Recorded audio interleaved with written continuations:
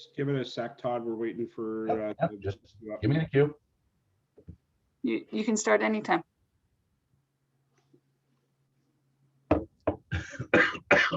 Excuse me, I wasn't quite ready. All right. Good morning, everybody. My name is Todd Tucky. I'm president of the Barrie Chamber of Commerce. I'd like to thank everybody for joining us today for our virtual town hall. And before we get started, I'd like to introduce our executive director, Paul Markle, for a quick chamber update. Good morning, everyone. Again, thank you for joining us today. We have got an amazing cast of local characters and some from our Ontario Chamber as well. So we're looking forward to hearing what they have to say. I'm not going to take up too much time. Chamber's been really busy. Our offices are actually closed at the moment to obviously we can work from home, but we are working. So if you need anything, please give us a call, send us an email, and we would be happy to help. And again, we're very connected to all the different resources out there, so we should be able to answer your questions fairly quickly. With that, I'm just going to pass it back to Todd because I know we want to get to the heart of this, and Q&A I think will be a popular one today. Great, thank you, Paul. So the year 2021 has started and hit us harder than expected. With first lockdown, now a second state of emergency declared, and a stay-at-home order is now in place. Vaccines are rolling out over the coming months, and the horizon is in sight. But supporting local is more critical to economic recovery than ever before. Conscious purchasing choices that support local businesses, combined with our Canadian strength of spirit and resilience, is what will get us through the coming weeks and months. Key to individual business survival is also open communications with our government to ensure that supports are in place, excuse me, where they are needed most. Discussions like this are a critical part of communicating with our local elected officials, ensuring that they are able to represent our community's needs in all levels of regional, provincial, and national discussions. Your government wants to hear from you and is still actively seeking your input so that they can work towards addressing the issues faced by various sectors in our community. I will introduce each one of our panelists shortly, and then I will ask them to provide a brief update for you from their level of government or expertise, after which we'll proceed directly to the Q&A session. We encourage you to submit your questions, but for anything that can't be answered live, we'll work with our elected officials here today to try and get an answer and get it off to you. To submit a question, please choose the Submit Question to Moderator option within your Zoom platform and type out your question. I'll read the questions and direct them to our panelists for a response. So this morning, we will start off with welcoming our Deputy Mayor, Barrie Ward, City of Barrie. Good morning, Barrie. Thanks, Todd. What's been happening at the city? Well, the only major thing that's happened apart from our budget, which I'll get to in a second, is we gave final approval to the Greenwind Smart Centers proposal for the area between Bradford Street and the Lake Shore. It's the largest single project in the city's history, more than 1,700 units, plus a hotel. It's 4 towers. I fully anticipate the work on the hotel will get underway this year. I understand they've already started to line up the contractors, so that's really good news for our downtown and our city as a whole. And as you've probably heard, the city's general committee has passed its 2021 operating and capital budgets. They propose an increase of 0.9%, which is undoubtedly the lowest increase we've had in many, many years. That goes up to City Council on Monday for final approval. I don't anticipate any major changes. We were able to achieve that number partly from, first of all, we got $1.3 million from the province in COVID relief funding. That helped a lot. We also took some money from capital reserves, tax capital reserves, various reserves, and our electra dividends. With using all that, we were able to get it down. Despite those low numbers, there will be some service expansions in the city this year, including a new library, a long-awaited library in the Holly area. I know John will be excited about that because that was something he fought for when he was on council. And it's finally happening. We're using rented space in the plaza at the corner of Essa Road and Mapleton. And we're very excited about that. It'll probably be the fall before it's open, largely because there's no rush with COVID. There's no libraries open anyway, so we're going to take our time and open it in the fall. We've added about a dozen full-time positions at City Hall. Most of them are combining existing part-time positions or being paid out of fees and other sources, such as the municipal accommodation tax, which we get from hotels and Airbnb.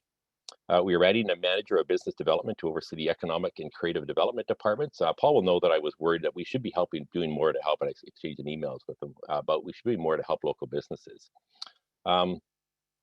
And I considered putting money in there specifically for that purpose in terms of helping people apply for the myriad grants that are out there. I think it's some of the local businesses are a bit confused by there's so much out there, but it's hard to know how to apply, what you should be submitting, if you're eligible, that kind of thing. But staff assured me that they are freeing up other staff to help with that very purpose.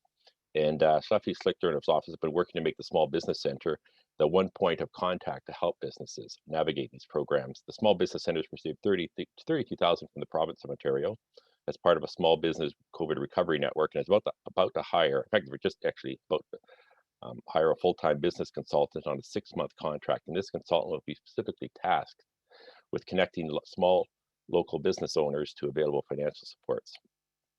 And as well, the Economic Creative Department has completed recruitment to place a mat leave position for a temporary business development officer just this week, I believe, whose initial focus will be engaging with stakeholders such as the Chamber and BIA, including connecting business owners with available financial support. So sounds like there's something happening.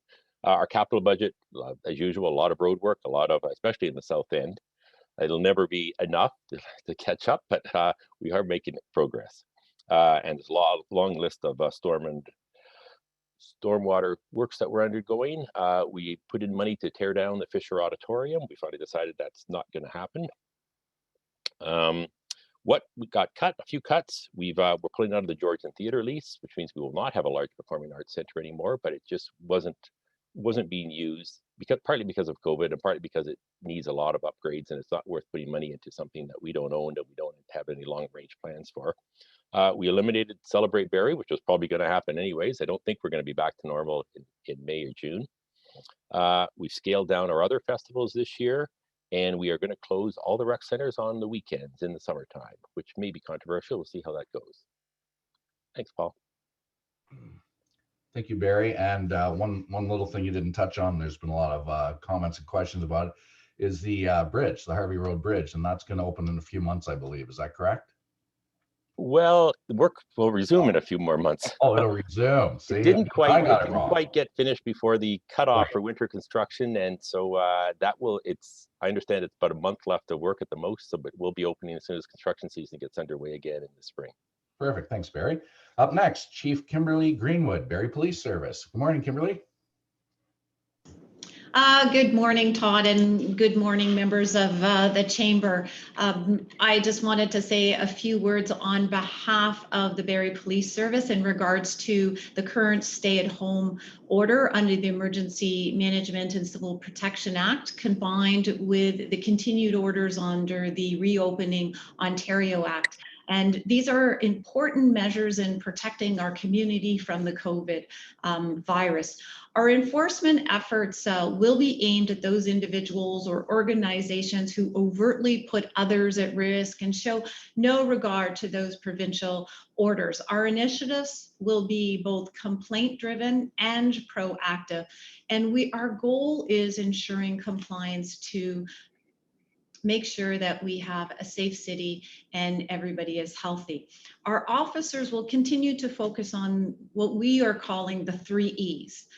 Engage with individuals, explain why we are there, educate on the rules and regulations, and we are utilizing enforcement as the last resort. Our officers have the authority to disperse gatherings and organize public events, and we're seeing and have done some enforcement in regards to this area. And the general provincial offense notice is $750 for individuals and $1,000 for corporations. I do want to mention that there's no element of the orders that provide officers with either the power to enter into dwellings nor the authority to stop a vehicle for the singular purpose to check on compliance. In addition, individuals who are not compelled to explain why they are out of their residence, nor is it being outside evidence solely of failing to comply with a stay-at-home order. And workers are also not required to have proof from their employer that they are traveling to and from their workplaces. I must say that our officers thus far have found the majority of our community is actually following these rules. If fractions are occurring, we work with individuals, and I would say that they're polite and respectful in their interaction. So I'd like to thank individuals, families, and organizations and corporations that are following the rules on their own accord. And we thank those that are in need maybe a little education, and they are following the rules. As I indicated, we've had some enforcement. And I've had some questions in the community about what our response is since the beginning of COVID. And I want to ensure everybody that our 911 and our emergency line services continue to operate as normal. Our communicators answer the city of Barrie, individuals, businesses, residents, all the phone calls, and we dispatch officers where we are required.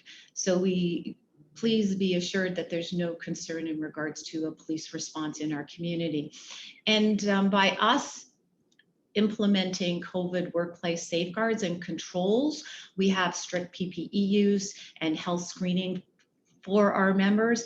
And because we're responsible providing services in our community, we want to ensure that our members remain healthy. So when they are in the community, responding to the needs of those in the community, we are healthy. Therefore, we are ensuring that members of the community can be healthy.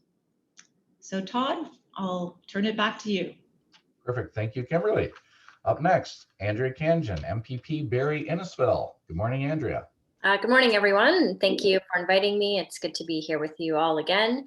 And I want to special thank you to Paul Markle at the Chamber, who's been doing a lot of these town halls with me as well in different forums, so trying to answer as many questions as we can.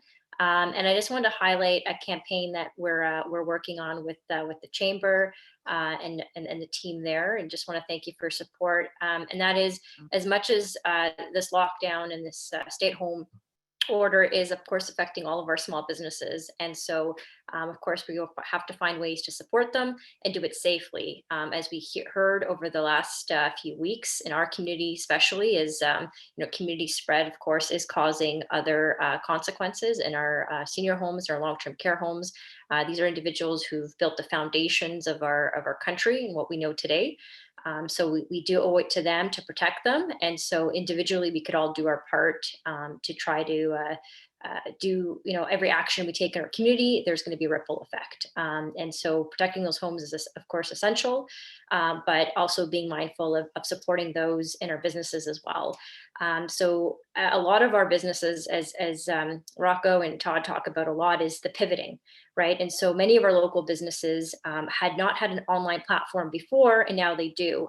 And so the purpose of the campaign with the Chamber is trying to get people out of line in some of these box stores. They may have a significant lineup, and get them online to support their local businesses.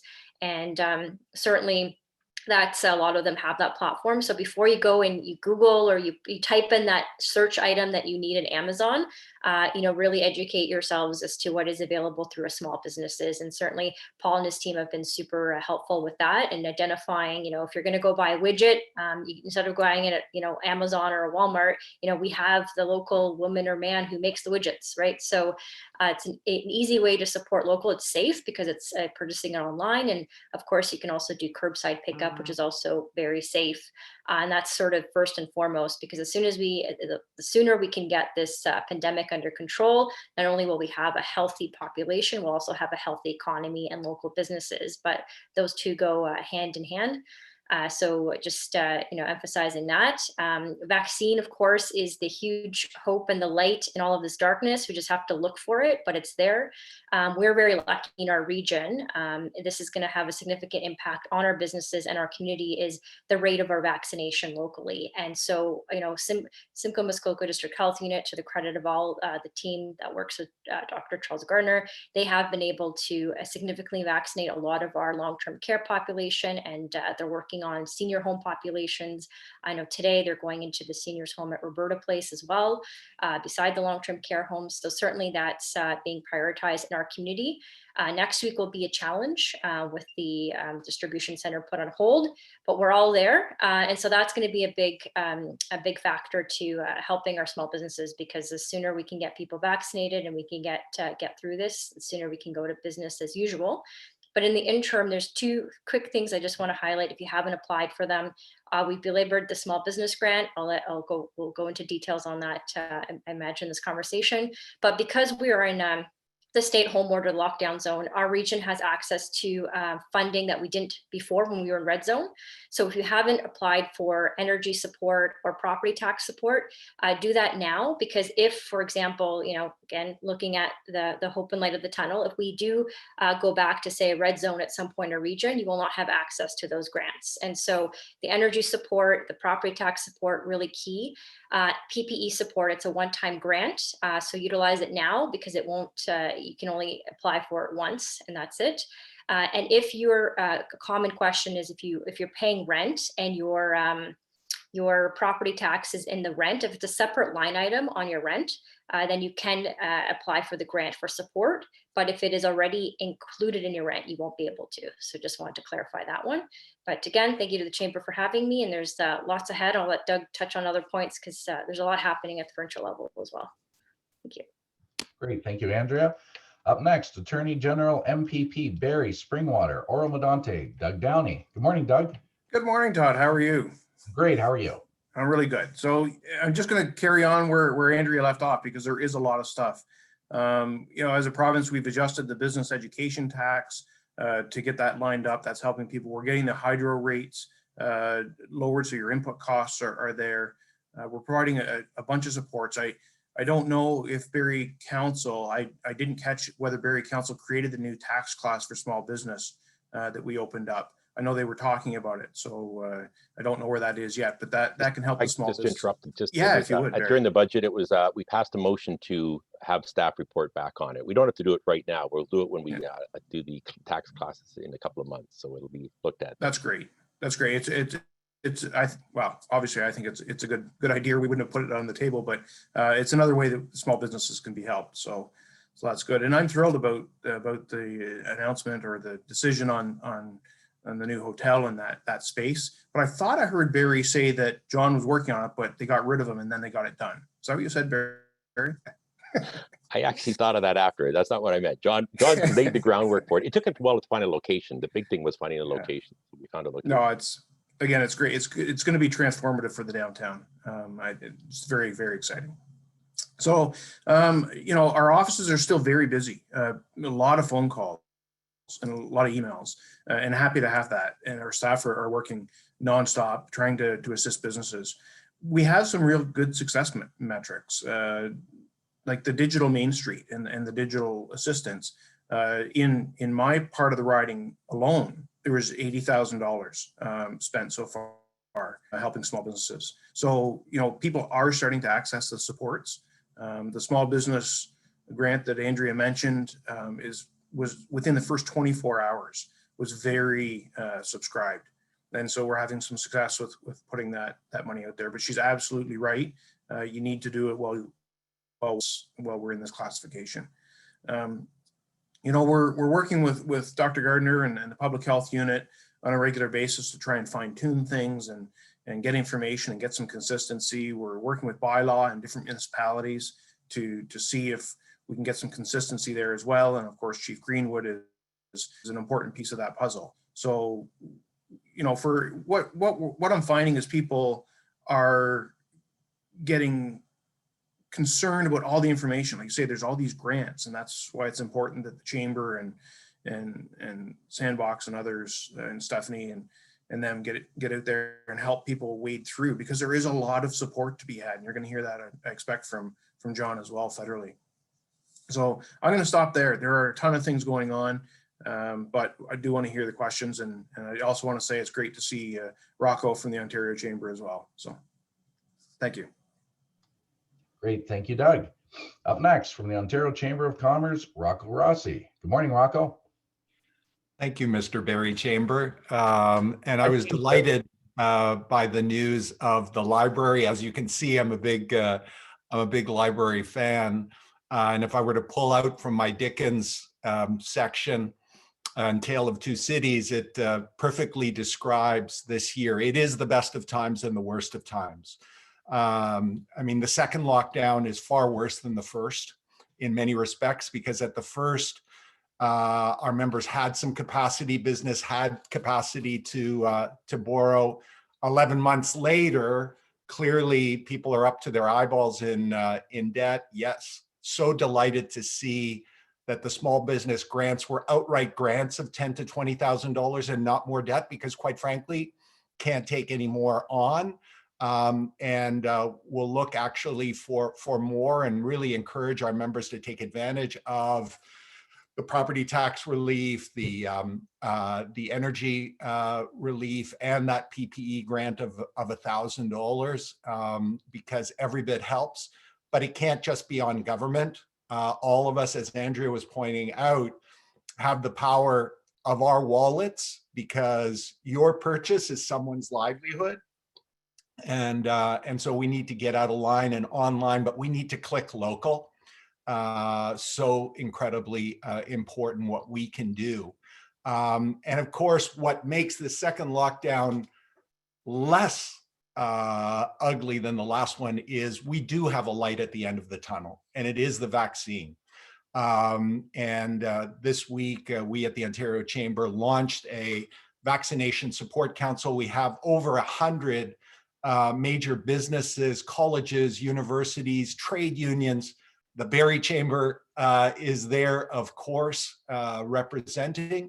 And really, we're here not to second guess, not to make the decisions, but to put on offer our help from communication standpoint, from logistics, from facilities, because we need to accelerate. Once the supplies are available, we need to accelerate vaccinations enormously. Make no mistake, this is an enormous challenge we all need to be in on together, because the province has a stated goal of 8.5 million Ontarians vaccinated by September. That means, simple math, 90,000 a day, every day, starting today. And yesterday we did about 15,000. We've been 9, 10, and clearly with next week's Pfizer drop off, that's going to be impossible to keep up. So when we do have the supply, we're going to be talking 6-figure vaccinations a day.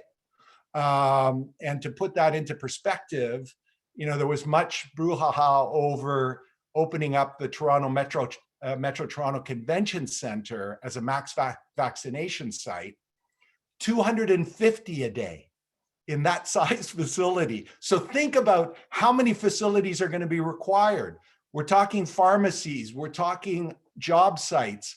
And as the different vaccines come that don't have the same cold chain requirement as the Pfizer, there will be opportunities to do more of that. And then one final comment on the hope is also, because of changes on energy, because of an openness to business, just so thrilled at the announcement by GM of what they're going to do at CAMI and bring an electric vehicle production to Ontario, put us front and center in the global race in this key area. And that says nothing but good about the recovery coming out of the other end. Excellent. Thank you, Rocco. Up next, MP Barrie Innisfil, John Broussard. Good morning, John. Morning, Todd. Thanks so much for inviting me again. It's good to see everybody. I think this is about the 9th or 10th session that we've done with the Chamber since the crisis started last March. So it's really good to keep people informed. And again, Rocco, it's good to see you this morning. But who's counting, my friend? Well, you know what? It seems like once a month on a Friday we're together. So, and Chief Greenwood, always good to see you, as well as my colleagues and Deputy Mayor Ward, and thanks for the update on the library. I know it's been a long time coming, and I hope I get an invite to the grand opening when that does occur, and hopefully we'll be able to gather together. There's a lot to talk about, but I, again, like MPP Downey, I want to make sure we get to the questions. Just to let you know that Parliament is resuming on Monday. It'll be in a virtual setting, similar to what we've done before, in a hybrid situation. The travel restrictions have been extended again, the borders to non-essential travel, and that goes to February 21st. And I will talk briefly about a situation, multiple situations that my office has been dealing with, and that's travelers who have gone to other countries with the new regulatory regime of having rapid testing being done 72 hours before flying back.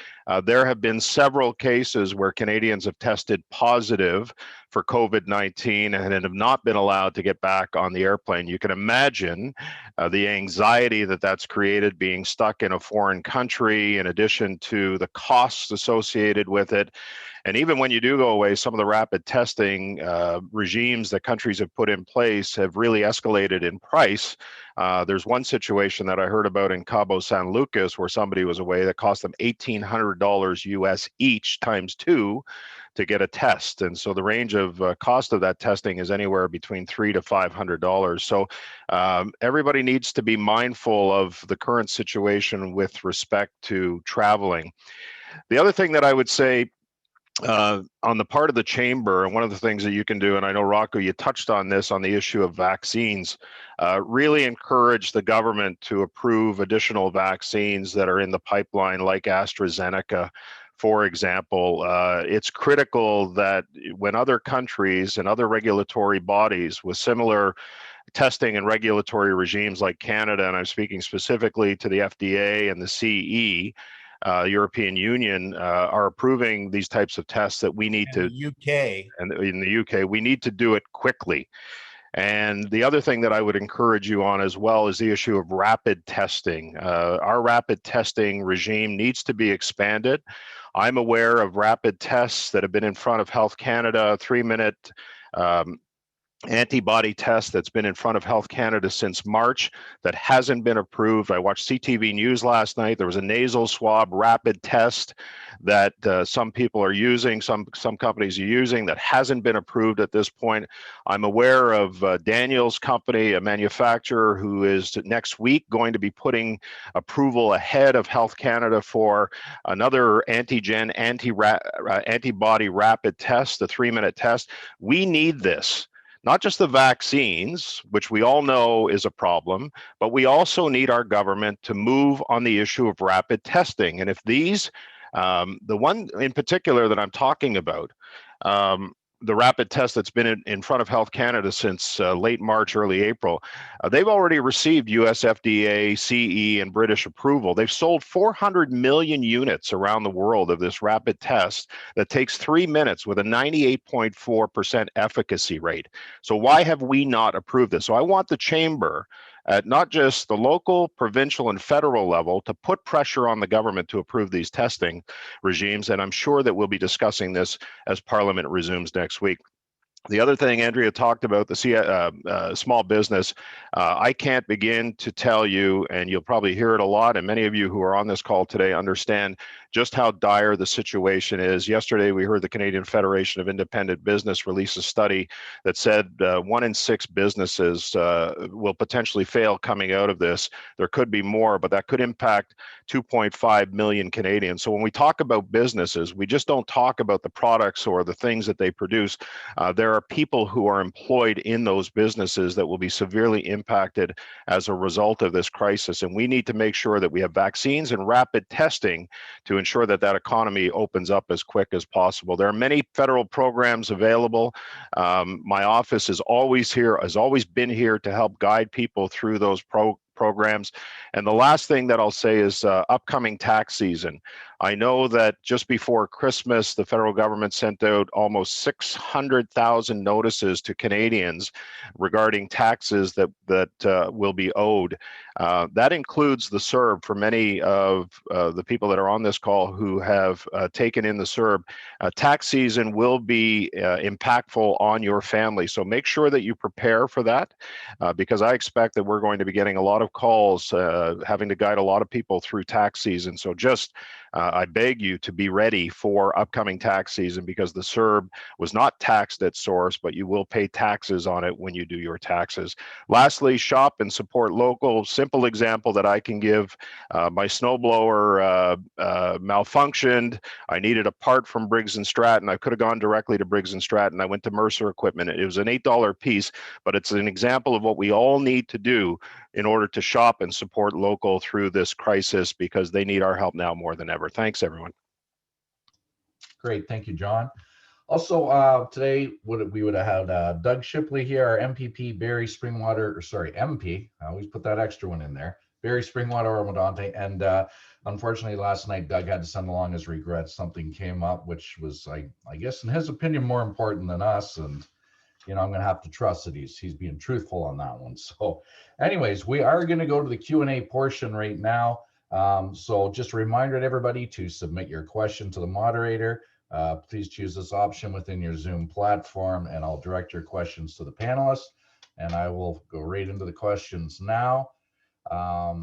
It has been said multiple times that children's mental health is more important for them to be in school, and the COVID risk to them is small. Why are the schools closed? In the beginning, it was said we would just close a specific school if it had cases.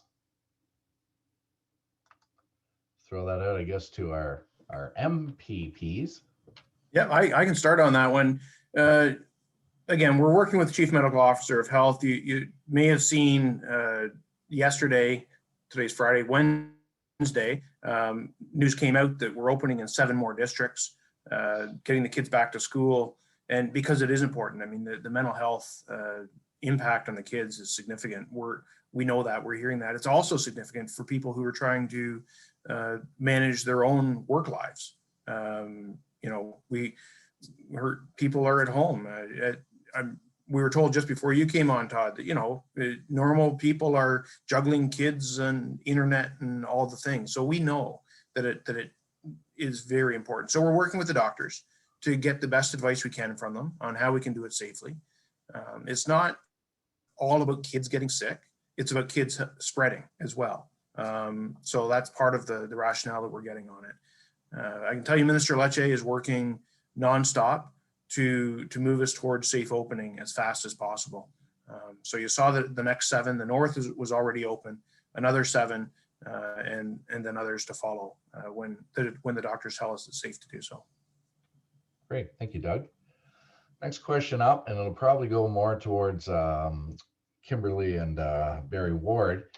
Many businesses, specifically in the downtown core, are being vandalized and broken into. Is there a plan from the city to help make downtown safer for people and businesses?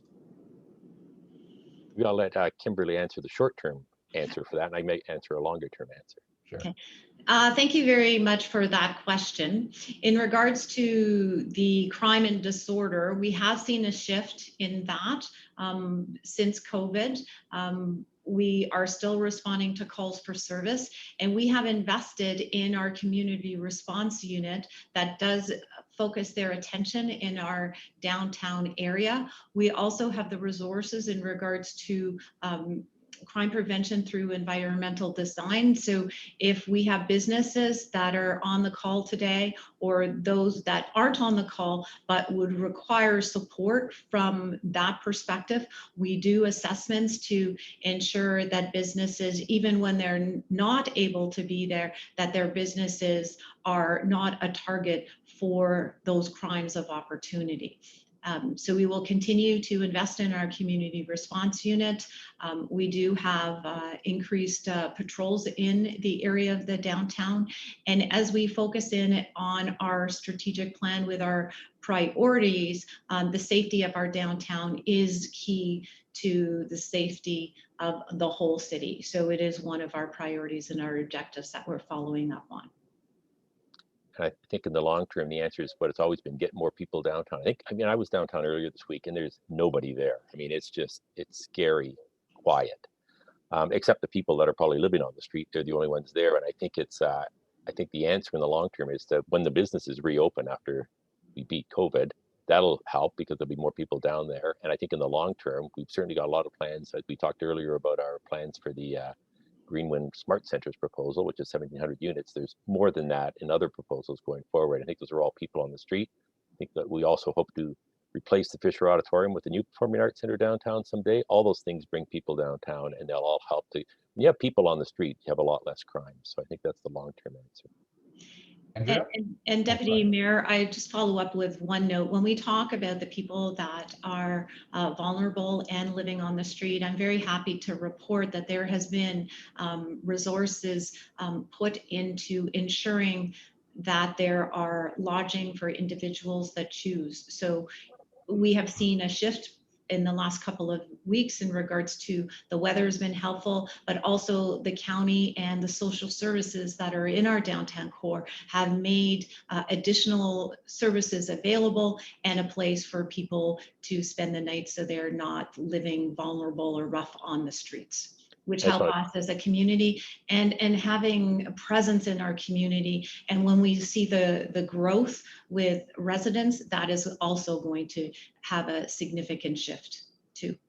Yeah, I think I forgot to mention too that one of the other things in our budget we passed this week, or we will pass on Monday night, there's money, provision in there that we can either borrow money or take money from tax capital reserve to specifically address things like affordable housing and low-cost proactive measures to reduce calls to emergency services. A lot of those are in the downtown, so that will help as well. Andrea, you had a comment? Yeah, just some of in terms of the future of downtown Barrie, and some of the great things we can look forward to is YMCA. You know, the city of Barrie is working on that. Doug Downey's been involved in all levels of government. That's going to be a big game changer. And then if you haven't met Shaq from Shaq's World, she has an incredible youth center downtown Barrie by the Georgian College campus. And she has a plan of making it more safe for youth there, sort of like the Block Parent program, but having that kind of relationship with the local businesses downtown. And I know she's working with the local BIA down there to basically make downtown more safe and getting more youth out there, but also working with small businesses on skills trades and that kind of thing, and transferable skills. So that's some exciting news coming down their way, but all post COVID, of course. Thank you, Andrea. And just a quick question off the cuff for you, Chief Greenwood. Do you find that there's more crime or a different level or type of crime in regards to, say, COVID? And an example I'll give of that is my office is at the south end of town, right in behind the chamber. And in recent weeks, we've had 3 different incidents where somebody has gone to larger vehicles like our Q-van and things. They've actually cut the gas fill line and siphoned all the gas out. So to me, I feel it's more like a petty crime, but I also think somebody really needed that fuel and couldn't afford the fuel. I mean, it's still a crime, but are you finding more things similar to that I don't know if I'd say COVID related, but maybe things got enhanced a little bit due to COVID? Thank you for that additional question, Todd.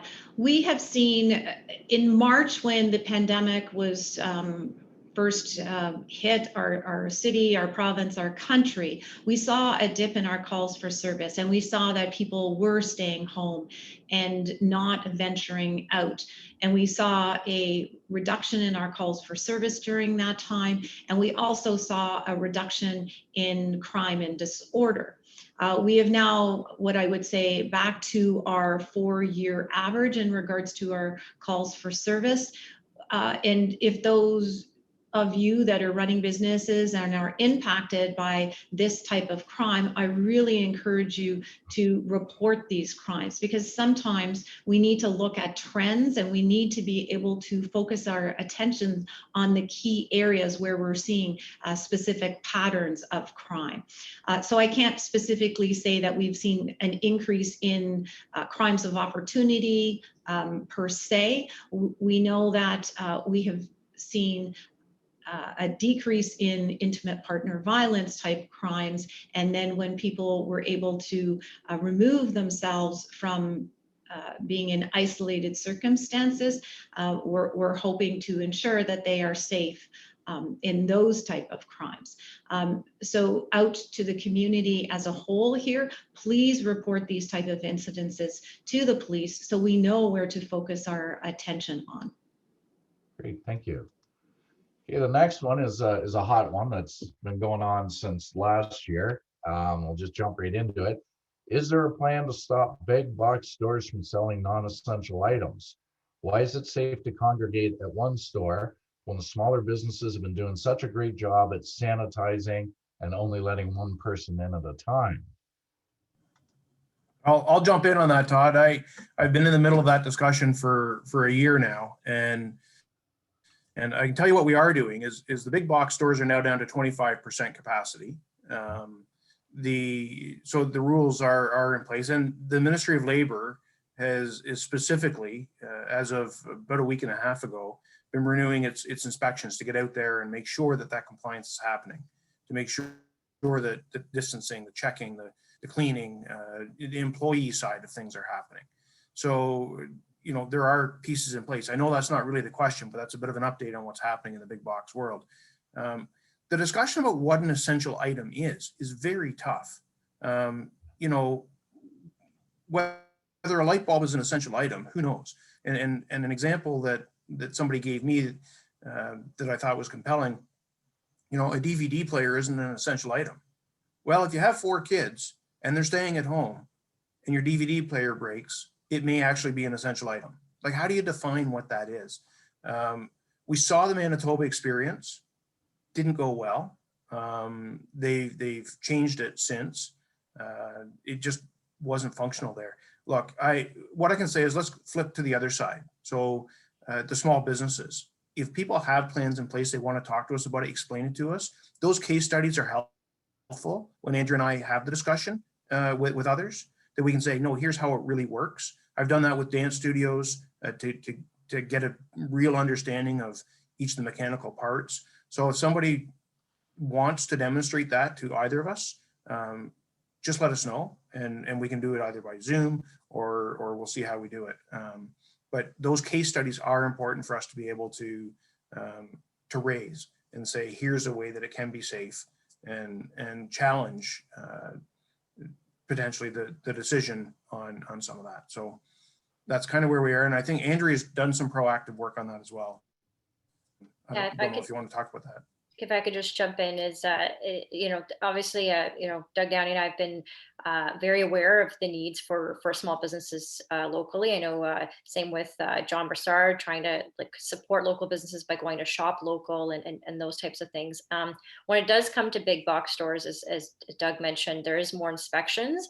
But it's why are they open versus small businesses, right? Like, we belabored this point over and over again because the advice we were given, and, you know, public health said, look, they don't want people going to multiple locations because that could set the virus throughout the community, because we know there's community spread.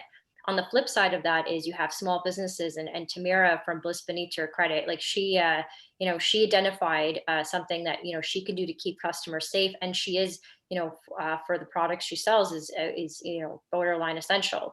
And so for her is you can have someone come in appointment only. She can track who's coming in and out of her store. This is something a lot of small businesses have told myself and Doug that they're able to do. So those types of case examples, as Doug was saying, are helpful because it allows us to take that to you know, to our colleagues. I've certainly written a letter about this and to support our small businesses, and to obviously highlight to our chief public health officer, our essentials table, or health command table, to let them know that here's other ideas of how we can help with the community spread, but at the same time allow our small businesses to still thrive. So that's ongoing, and certainly there hasn't been a day that Doug and I haven't thought about it and tried to help, despite all the other things that are happening in our community as well. So we're trying to do the best we can. Okay, Rocco? Look, we're in the fix that we're in, going back to John's point on the rapid testing, because of insufficient testing. The public officers we totally agree, good health, public health is key to long-term economic health, and we all want to do our part. The problem is good public health policy is dependent on great data, and we only have partial data. Over half of the cases, to Andrea's point, we don't know where they start, where they go. We're not tracking, so it goes into community spread. And so people make anecdotal cases about why it should be safer, but we can't prove it without testing. And when you can't do that, public health is left with no choice but to use a blunt instrument, which is lockdown, which are these, what people would see as arbitrary, because they're doing their level best to try to save us all. And we often hear from smaller communities in particular that say, well, look, we're not Toronto, we don't have these issues, so cut us some slack. Why should we have the same rules? But then I talk to hospital officials and public officers of health in these smaller communities, and they say, that's true, we have fewer cases, but we also have less capability if things go bad. It would only take a few cases to overwhelm an ICU. So we're supporting this. Testing, rapid testing, while we're building out the vaccination, absolutely critical. And the chambers have signed a letter to the Prime Minister and will be making it public shortly. Okay, Paul, you got a comment?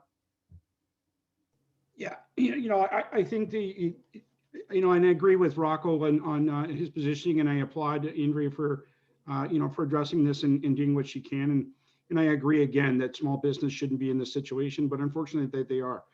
Look, I was in Costco recently because I had to pick something up, and I was speaking with some people that I know, and the levels are coming down. They're happy to have the people in there checking on them, and it's making them feel a lot more confident. So people working in big box stores are, a big part of this as well. But I have to ask yourself, ask people to ask themselves a question. If you go into a big box store and you're questioning what's going on there and the fact that there's so many people, you need to ask yourself why you're there. There are many ways to make an intentional purchase decision. It's more inconvenient, but you're part of the problem. This is where it starts. If you have an issue with the number of people that are going into them, don't go into them. Find another place within our community where you could buy the item that you're looking for. And again, if you're going to go to Amazon, try to find a local store that supplies it so that you can supply it that way. But stay out of the stores unless you absolutely have to go in there. And that's the bottom line. That's what slows this down. So take some personal responsibility, be a good citizen, and shop locally as best you can. And if you don't go in there, it's not a problem. Right. Thank you, Paul. The next one up, it's relevant for something that we're hearing a lot of at the chamber, but this is a particular case, so I'll just read it as it's presented. And it says, I just heard this morning from a small business who is not eligible for the new Ontario Business Grant because of minimal revenue. He opened up the beginning of the pandemic after having invested in a new retail location, equipment, and inventory in the 3 months prior. It's not always revenue, it's debt. And having cut back expenses to survive, he's not eligible for the federal SEVA loan. He's looking at bankruptcy. Is there anything on the horizon for these startups who invested to open and are barely hanging on? The discussion, sorry, John, I'll let you That's go first. okay. And then I was just going to say the provincial grant is keep your records is what I can say, because it's not just tailored to existing businesses. It's ones that were in that startup phase. So more to come on that. Yeah. Okay. John? Yeah, and there's, as everyone knows, there's been multiple changes to the eligibility criteria for a lot of the federal programs as it relates to business. Many of them were too restrictive or prescriptive in the beginning. I would have to look at this particular case and bring it to the attention of the Minister of Small Business or the Minister of Finance herself to to see whether that eligibility criteria can be met. Because oftentimes, Todd, when somebody didn't have access to a program 7 or 8 months ago because of legislative changes, and a lot of what we heard from the Chamber, the Canadian Federation of Independent Business, those changes were made through legislation. So, you know, if they applied 6 months ago, they may be eligible now because of some of the changes that have happened federally and some of the changes that Doug talked about as well. So I would have them contact our office, and we'll guide them through the process, or if it's a provincial issue, contact their MPP. Okay, perfect. Thank you. This one says to MPP Prasad. Sorry, it says MPP. I know it's MP, so That's I'm okay. actually reading it. The lines of government have been blurred through this crisis, Todd. We're all working together, John. Right on. When sessions resume, how much pressure will be put on the PM regarding getting vaccines? A significant amount of pressure. Actually, we've been putting this pressure on since last October, when Parliament did resume, when it became clear that there would be challenges with the vaccines. We were putting significant pressure on the government. We were asking questions on behalf of Canadians with respect to vaccines, our procurement process, you know, just how many vaccines. And, you know, the thing that bothered me at the time is that we were accused of fear mongering. Well, all we were trying to do was get answers to questions that are now becoming clear. And that is that we don't have enough vaccines. So we are going to put significant pressure on. I was talking to Michelle Rempel, our health critic, last night, bringing her up to speed on the situation at Roberta Place and what's happening with the new variant. And I don't think I'm letting the cat out of the bag when I say that we will be asking for an emergency debate on Monday with respect to the vaccine situation in this country. So all Canadians can expect the opposition not to fearmonger, but to get questions on behalf of Canadians with respect to where the vaccine rollout is. And I would expect that we're going to include rapid testing in that. And I will say, in addition to what Rocco talked about, right, isolation is also critical to this. And we've been saying, you know, I understand 2020, I get it. But testing, isolating, and tracing. Testing, rapid testing, making sure we get that in play, isolating the most vulnerable, those with underlying health conditions, whether they're seniors in LTC facilities or senior homes, and then and then tracing. Other countries have done that successfully. Eastern Asian countries have done that. And so, you know, if we're going to open up the economy, rapid testing becomes critical as a tool in addition to vaccines to ensure that we're able to test people, whether they're in a mass employment environment or whether they simply want to go to a sporting event. These things have to be made available, and they have to be made available quickly. Okay, thank you, John.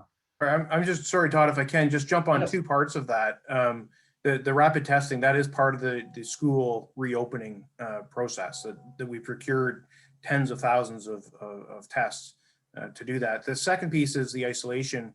You'll see today on our social media and whatnot, Andrew and I putting out about our expansion of isolation centers and the wraparound supports that go with them. So some productive news going on there.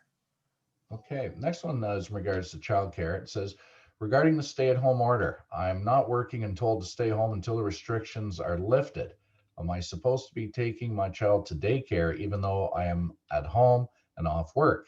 Is there a plan to protect our spots? Right now, I'm using my CERB paycheck to pay the bill. And this is something that's come up from quite a few different people in the past, and it's on here in a few spots, I guess more Doug and Andrea, that people are saying when this first happened a year ago, if you pulled your child from daycare or whatever to stay home with you for various reasons, your spots were protected.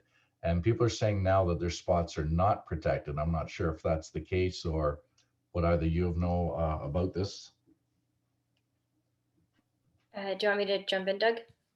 Okay, so I just on the on the childcare front. So childcare licensed and unlicensed is still open. It's a matter of for the childcares of who gets priority. The list of the frontline priority workers is public. It's been expanded. It doesn't help everyone because I understand individuals. For example, some moms I talk to, they have say they have 3 kids. One could be in daycare and the other 2 are in school. If she can put the one in daycare, it would help her tremendously at home with the online learning. So she just has to focus on the 2, and the one is being taken care of daycare.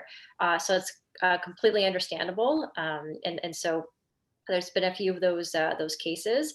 But at this point in time, what we're trying to do is, because the government doesn't necessarily regulate daycare, it's difficult for us to always do the losing the spot part. I know it happened early in the year. It was thanks to Minister Lecce's negotiating, but he doesn't have say over them completely. So I'm sure he's in constant conversations trying to do what he can. At the end of the day, we are trying to balance that need of those who can stay at home versus those who are essential and need the daycare needs, but know that there are certainly other daycare options that are still open.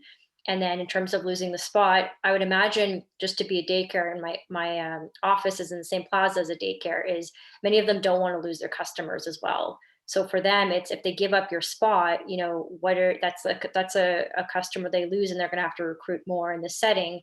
And as more people are adjusting how their family unit works, in the sense of who can work from home, who can't, even daycares are still going to need that customer base. So there's that bit of economics behind it. But certainly what we're trying to do is give you the supports you need. For example, there's the supports for families, just to help you with some of the financial needs. So if you haven't applied for that yet, that's at least $200 to $250 you can get for supports. That's in addition to the already supports that you applied for in the summer. So that's open up for application. And then during tax season, know that you can still write off all your other childcare expenses you have paid to date, just to give you some more cash flow for when you're putting your children back into daycare. Great, thanks, Andrea. Again, to be respectful of people's time, there's only 3 minutes left in this, and MP Broussard, I know, has to go to a meeting with Veteran Affairs at 10 a.m. So I'd like to just quickly go to John for some closing comments before he has to depart. John? Yeah, just quickly, Todd, thanks. I do have a meeting with the Minister of Veterans Affairs, lots of issues going on there as well. So I've got to be on with him at 10. Again, thank you to the Chamber and everyone for participating this morning. Just know that my office is continuing to function. We're not open to the public, but we are receiving phone calls and emails. And just to give you a sense of how things have worked out in our office, last January, we engaged in a customer relation management system. And so we thought it'd be great to keep track of everything that's going on. And since January, since we implemented it, post-staff training, we've had well over 10,000 plus interactions of emails and phone calls for a small constituency office. So it just goes to show how important this point of contact is. So we're continuing to be here for you. And the last thing that I would like to say is, it is the situation that's unfolding at Roberta Place. I can tell you, I have spoken to Andrea Kanjan on numerous occasions, and she is working tremendously hard, as is Doug and everybody. It's a multi-agency approach that's been going on, and I just want to thank them for their efforts. I've spoken to family members. I was a city councilor in that area for 9 years and the MP for that area. Lots of relationships within and amongst the staff, the families, the residents, and everybody is working as hard as they can. The health unit, the hospitals, Andrea, Doug, to ensure that the spread is stopped, but make sure as well that the families are informed. So I just want to thank them for their efforts on that and let them know that if there's anything that you need from me at the federal level, I am writing a letter to the minister today regarding the vaccine situation, just so you know. But if there's anything you need from me, stay in contact. And thank you again to the Chamber for everything. Thanks, guys. Great, thanks very much, John. Excuse me, we'll slide right over to Andrea Kanjan, because I know Andrea has to get to the excuse me, Lake Simcoe Conservation Authority AGM at 10 a.m. also. So Andrea, fire away. Oh, thank you. I appreciate it. I just want to thank you again for organizing this, and Rocco, always good to see you, Chief, as always. these types of forums allow us to see how many people are really involved in these efforts. And just to build on what John was saying, I know a lot of eyes and ears are on Roberta Place. They do have hospice, Simcoe in there helping. They've got the PSW network bringing in more folks. They've got really a Memorial Hospital in there. They've got the Red Cross in there. There's a lot of supports that's being driven, but of course, I'm keeping an eye on what else we need. And certainly, Dr. Gardner and his team with public health. This is their lead, and they're doing the best and the tremendous job helping there. So there's more to come. We're trying to bring in additional resources as the week goes on, but know that all eyes and ears are on that. It is definitely a priority amongst other things. And then on a more positive note to leave you, Rocco is really great at always emphasizing this, but on the contact tracing front, I know small businesses want to be able to open and do contact tracing by, writing down who's in and out of their business, but there's the app, right? So we can help our public health officers. We can help this whole effort by downloading that app. It's worked really well in other countries, which is why they're doing better off at reopening than others. So certainly, that's something you can personally do to help. And then of course, in terms of helping our local economy, again, so many businesses are able to, you can order online and pay online and then come to pick up at curbside safely or have it mailed to your door so you can get around sort of the bigger box stores. So if you can support our local businesses financially and then support the health efforts by doing what you can, that will go a long way to getting us out of this pandemic. So thank you very much. And on that note, I am going to run. Thank you. Great. Thank you very much, Andrea. All right, Deputy Mayor Barrie Ward, City of Barrie. Thank you so much for the invitation again today. Just once again, I just want to remind everybody that City Hall itself is closed and our recreation centers are closed, but that doesn't mean City Hall is not working. We're still accepting permit applications and license applications. Those are still being processed, so it's still fully functioning. We're still receiving your complaints about snow plowing and other issues. And I wanted to remind people that once again that there's a one central point of contact for anybody that needs help in terms of either figuring out what programs are out there or what the city can do for them, and that's the Small Business Center, which obviously is closed because of COVID, but it's closed to personal visits, but it is open for people to call them, and I give out the number 705-720-2445. And their email is smallbusiness, all one word, @barrie.ca. I'd ask businesses that are trying to navigate the various programs out there to contact this Barrie Small Business Center. Thank you. And thanks for the invitation again. Great. Thank you, Barrie. Okay, Barrie Police Service Chief, Kimberly Greenwood. Thank you very much, everybody, for including me in this opportunity. I just wanted to say a couple of things in closing, but not take up other people's time. One is that the City of Barrie holds an emergency control group that has a pandemic response. We meet regularly, and it includes representatives from RVH, the Simcoe Muskoka District Public Health Unit, police, fire. Occasionally we have paramedics on the call, also the city staff, to ensure that we are responding to the needs of our community and we have a pandemic response. So that is still ongoing. We meet regularly. If there are identified issues, we address them immediately. So my last message to everybody is stay safe, stay home, and I wish you all the best as you maneuver through these times with your businesses. And I do follow the local, shop local. Thank you. Great, thank you, Kimberly. Up next, MPP Barrie Springwater Ormodonte, also our Attorney General, Doug Downey. Yeah, again, thanks for hosting this. It's a great way to communicate things that are going on. I learn things every time I come on. It's good to hear from Barrie on what the city was just doing. And Kimberly Greenwood, I don't think people know that Chief Greenwood is more accessible than some other communities. She really is, and that's appreciated, because all the barriers, as John Broussard jokingly said, all the lines have blurred. Well, they have. We really are all working together and trying to find the best solution for people in the community and for the businesses. So I'll just stop there and say shop local, and order from a local restaurant. They've got it figured out how to do the delivery. Order from a restaurant tonight for if not lunch. So thanks again, and we'll see you probably in a couple of weeks. Great, thank you, Doug. Up next from the Ontario Chamber of Commerce, Rocco Rossi. Again, my thanks for being included in such an august company. This time of year, we have the tradition of wishing each other Happy New Year. And there's a lot of bad out there, there's no question. But we are not simply victims. As Paul has said, as Andrea said, as everyone has emphasized, each and every one of us can take steps.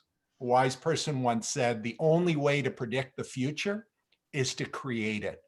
We can create that together, taking those actions of individual responsibility, buying local, downloading the app, keeping to our bubble and not going beyond it, and continuing to push together with the chamber and everyone else that cooperative work by all levels of government to take the measures that we need to continue to adapt and iterate policy to get to this other side as we build up the vaccination rollout. God bless you all, and we're in this together, and we're going to get out of this together. Great, thank you, Rocco. And from the Barrie Chamber of Commerce, Paul Markle.